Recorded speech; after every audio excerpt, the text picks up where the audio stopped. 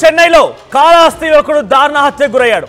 కూవం నదిలో శవమై తేలాడు రాయుడు అనే యువకుడు. అయితే హతమార్చింది ఎవరో కాదు, శ్రీకాళహస్తి జనసేన ఇన్ఛార్జ్ వినూత తన భర్త చంద్రబాబు.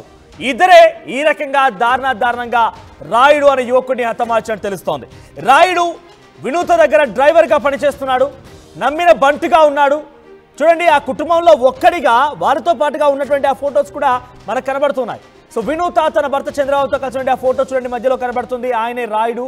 సో అంత దగ్గరగా చాలా సన్నిహితంగా నమ్మిన బంటుగా ఉన్నటువంటి రాయుడిని హతమార్చడం గల కారణం ఏంటి? సో రాయుడిని చిత్రహింసలు చేసి చంపారు ఐదుగురు నిందితులు. జనసేన ఇన్ఛార్జ్ వినూత, తన భర్త చంద్రబాబు కూడా ఉన్నారు. ప్రస్తుతానికి ఐదుగురు కూడా పోలీసు అదుపులోకి తీసుకున్నారు. వినూత, చంద్రబాబు, అంటే వినూత భర్త పేరు చంద్రబాబు ఇక్కడ. సో శివకుమార్, గోపి, దాసర్ అరెస్ట్ అయ్యారు.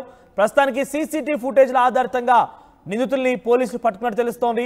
మరోవైపుగా కాళహస్తి జనసేన పార్టీ ఇన్ఛార్జ్ పదవి నుంచి కూడా జనసేన పార్టీ అటు వినూతని తొలగించింది.